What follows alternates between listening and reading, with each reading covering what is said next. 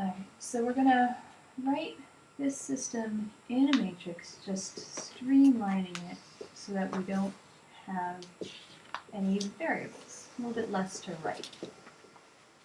And just writing all the coefficients down, call that an augmented matrix. And we just check to make sure we write everything down right, because if you mess up, it just messes up everything, and I've done it before and it sucks. So we have 1, -1, 2, -3, 2, 1, -1, 0, -1, 2, -3, 7. It's looking good. So my goal is to systematically eliminate the variables. So I want to get rid of the x's first. I want to make this a 0 and that a 0. And I want to get my zeros in the first column first, and I'm going to use the first row to do it. So I'm going to, if I want to make this a 0, I can do that if I multiply this row by a -2 and add it to that row. That'll give me 0. So my new row 2 is going to be -2 times the first row plus the second row. So I'm going to do -2, oh, and the first row is going to stay the same, right? So your first row stays the same. I'm going to do -2 plus 2 is 0, 2 plus 1 is 3, -4 minus 1 is -5, 6 plus 0 is 6. And so I'm just careful. Looks like we're okay. We've got that 0. That's what we wanted. We can get this guy at the same time. We're going to use the first row again to get that 0. So if I just add these rows, that'll make a 0. So my new row 3 is just going to be row 1 plus row 3.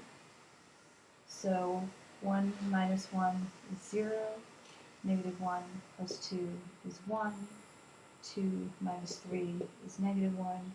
And -3 plus 7 is 4. Looking okay so far.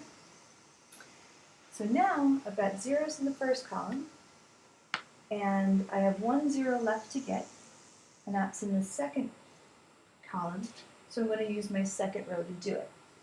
Otherwise, I start to lose zeros. So the first row and the second row stay the same, and I'm going to use my second row to get the 0 in the second column. It's super tempting to want to add the first and the third row, right? It's like, oh, look, if I just add them, that becomes a 0. But then you lose this 0 that you worked so hard to get, right? 1 plus 0 is 1. It's like, darn it. Oh. But if I use these 2 rows, that'll stay a 0, and that'll be good. So using that second row to get my 0 in the second column, if I just multiply this by -3 and add it to that, I'm going to be good. So my new row 3 is going to become -3 times my third row plus my second row.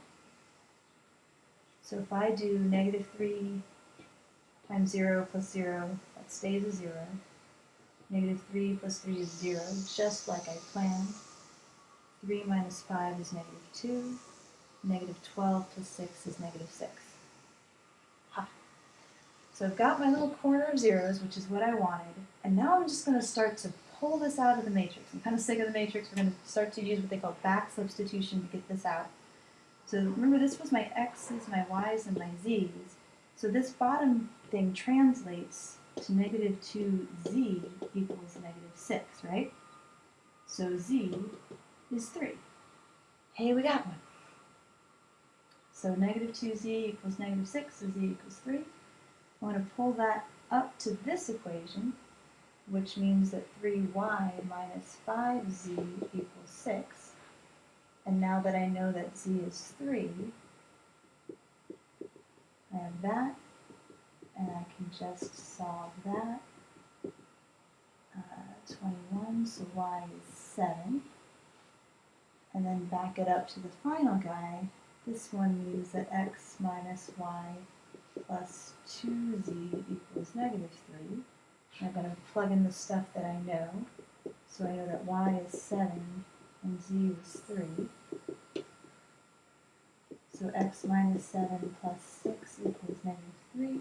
So x minus 1 is negative 3. So x equals negative 2. So you have them all.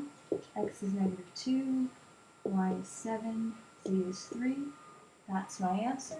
If you plug those answers into all the originals, it should make every single one of these work. So yay.